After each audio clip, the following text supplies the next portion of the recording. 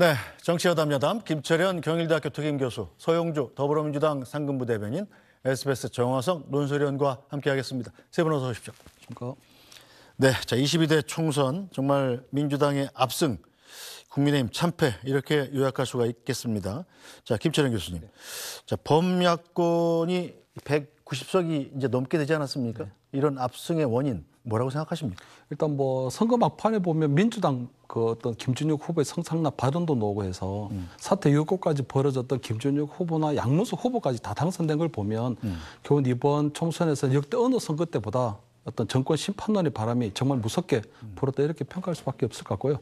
아마 선거 중반에서 중반으로 갈수록 그때 국민의힘에서 나름대로 좀 접전지가 불어나고 있기 때문에 골든 크로스 뭐 역전 현상이 벌어질 수 있다 이런 조금 낙관적인 전망도 있었거든요. 네. 하지만 그 접전지 안에 보면 분당갑이라든가 안철수 후보가 나온 분당갑이라든가 어떤 부산 지역이 포함되고 있었기 때문에 어떤 위기 어떤 신호들은 좀 계속 있었습니다. 그나마 이제 뭐 그런 위기 신호를 감지하고 난 다음에 어쨌든 민주당에서 어쨌든 뭐 이 윤석열 대통령에 대한 탄핵 얘기도 나오고 그런 바람에 일단 부산에서 어떤 보수 결집 현상이 벌어지면서 그나마 세 자릿수 견저지선 그리고 대통령 탄핵을 막아낼 수 있는 세 자릿수 준 것은 정말 좀 유권자 여러분들이 아마 정말 굉장히 현명하게 판단하실 부분이 아닌가 그렇게 보입니다. 네, 자 서영주 부대변인 네. 일단 야권이 더 우세하다라는 건 뭐 이미 알려져 있던 상황이지만 이렇게까지 결과가 크게 나타나리라고는 예상하셨습니까 혹시? 그러니까 이제 저는 출구조사를 보고는요 네. 깜짝 놀랐습니다. 설마 이렇게 되지는 않겠지. 좀 이렇게 생각하는 것 이상 정치권에서 일어날 수 있는 최대치가 출구조사에서 나왔는데 저는 이제 출구조사가 이제 현실의 어떤 그런 부분하고 일치되는 것보다는요 그런 민심의 어떤 흐름이 있다는 자체에서 좀 깜짝 놀랐습니다. 그리고 이게 참 국민 민심이 네. 무섭구나. 그러니까 대한민국 주권자는 국민인 거를 다시 한번 깨닫게 되는 것이죠. 불과 6개월 전만 해도 강서구 재보궐선거에서 민심의 무서움을 우리는 몸소 느꼈습니다. 그거는 뭐 국민의힘뿐만 아니라 민주당도 마찬가지였어요. 네. 그래서 이런 부분에 있어서 6개월의 시간을 국민들은 먼저 예방주사를 줬음에도 불구하고 국민의힘과 윤석열 정부는 그걸 허투루 여겼고요. 그 6개월 동안에 회복하고 만회할 수 있는 기간들을 결국에는 무시했다. 그래서 국민을 무시하게 되면 이렇게 늘 심판을 당할 수 있다는 것들을 보여준 그런 결과지 않았냐. 좀 그런 생각이 듭니다. 네, 자 정화성 논설위원은 뭐 어젯밤 늦게까지 뭐 엄밀히 말하면 오늘 새벽까지 저랑 같이 국회 스튜디오에서 같이 고생하셨는데 이 결과가 정말 선관위가 수개표를 도입했기 때문입니까? 바로 얼마 전에 확정이 됐어요. 자 정리를 먼저 해주시죠. 네, 뭐 아까 잠깐 그림도 나왔습니다만은 네. 민주당, 더불어민주당하고 민주연합 비례정당이 합쳐서 175석을 가져갔고요. 국민의힘 그리고 비례정당 국민의 미래가 108석. 조국혁신당 돌풍을 일으켰죠. 비례로만 12석을 가져갔습니다. 개혁신당은 이준석 대표가 지역에서 당선되고 그다음에 비례에서 2석을 추가해가지고 3석이 됐고요. 새로운 미래는 세종에서 김종민 후보 1명 당선에 그쳤습니다. 네. 진보당도 지역구에서 1명을 당선시켰고요. 그래서 전체적으로 봤을 때 지금 현 여당 국민의힘, 국민의 미래를 제외한 모든 나머지 192석이 전부 다 어떻게 보면 범야권으로 분류되는 네. 그런 국회가 됐고요. 또 이 대한민국 국회가 생겨난 이후로 처음으로 무소속이 단 한 명도 없는 국회가 됐습니다. 네, 자 국민이 정권 심판론에 힘을 실어준 건 맞는 것 같습니다. 자 여소야대 이걸 넘어서 지금 반윤 거야 상황이 된 만큼 윤 대통령의 국정 운영도 순탄치만은 않을 것 같습니다. 이번 총선 결과와 관련해서 대통령실이 쇄신의 뜻을 밝혔습니다. 먼저 들어보시죠. 이번 총선 결과에 대한 대통령님의 말씀을 제가 대신 전해드리도록 하겠습니다. 총선에서 나타난 국민의 뜻을 겸허히 받들어 국정을 쇄신하고 경제와 민생 안정을 위해 최선을 다하겠습니다. 이런 말씀을 주셨습니다. 네, 한덕수 국무총리를 비롯해서 대통령실, 비서실장 등 핵심 참모들도 일제히 사의를 밝혔습니다. 오늘 국무회의를 주재한 한덕수 총리 역시 총선의 민의를 겸허히 받아들이겠다고 말했습니다. 정부는 총선의 민의를 겸허히 받아들여 국민의 기대에 부족함이 없었는지 국정 전반을 되돌아보며 민생 경제 회복과 대한민국 미래를 위한 개혁과제 추진에 더욱 매진하겠습니다. 새롭게 구성될 제22대 국회와는 더 많이 대화하고 더 깊이 협력하며 국정의 파트너로서 국민의 뜻에 함께 부응해 나가겠습니다. 아울러 한 달여 남은 21대 국회가 유종의 미를 거둘 수 있도록 여야 정치권과 긴밀히 협력하여 시급한 민생 경제 법안 등을 최대한 처리해 주시기 바랍니다. 네, 자 김철현 교수님, 일단 윤석열 대통령이 87년 개헌 이후에 최초로 5년 내내 여소야대, 그 야당이 훨씬 더 큰 체제 하에서 지금 집권을 시기를 보내야 되는데, 자, 윤 대통령 심경이 좀 복잡하긴 할 것 같습니다. 네, 굉장히 뭐 복잡하실 것 같고요.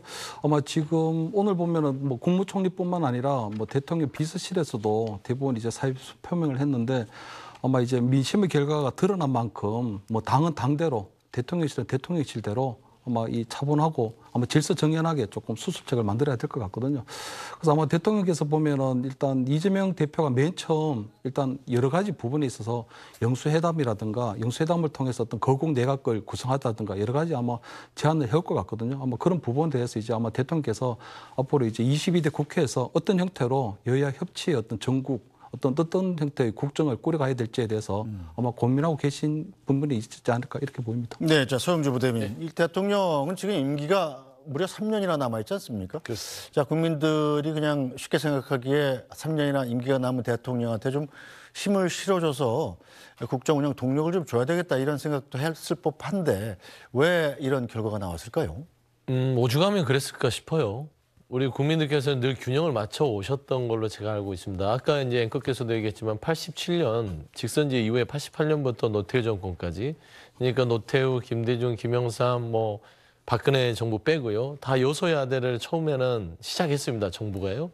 그리고 나서 2년 중간 평가를 받았을 때 여소야대의 빗장을 풀어줬었어요, 국민들이. 그래서 한번 일해봐라 라는 것들이 우리 국민들의 어떤 전반적인 어떤 성향이었단 말입니다. 근데 유독 윤석열 정부에는 그 기회를 주지 않았습니다. 그 이유는 뭐냐면 2년 동안 해온 국정 운영을 보니까 이 기회를 한 번 더 여소야대를 풀어줘서 국정을 좀 더 활발하게 한번 해봐라 줬다가는 큰일 나겠어요.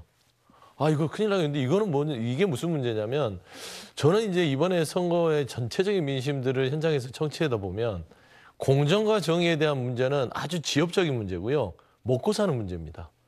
아, 너무 먹고 살기 힘들어. 물가가 너무 비싸고 이거 1년만 더 이렇게 살면은 정말 못 살겠어.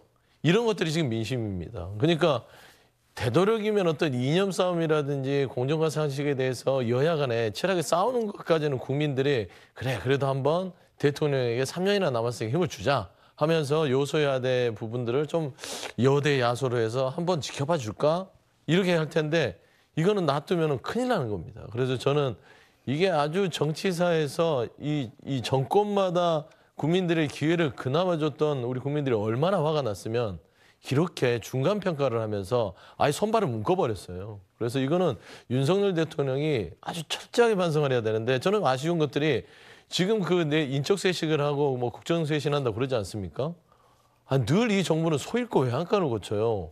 미리 그냥 단단하게 해놓으면 되지 않습니까? 그때 야당도 그랬고 여당에서도 인적쇄신하십시오, 국정쇄신하십시오 했을 때 귀뚱으로도 안 듣더니 지고 나니까 이제 와서 인적쇄신하고 국정쇄신한다.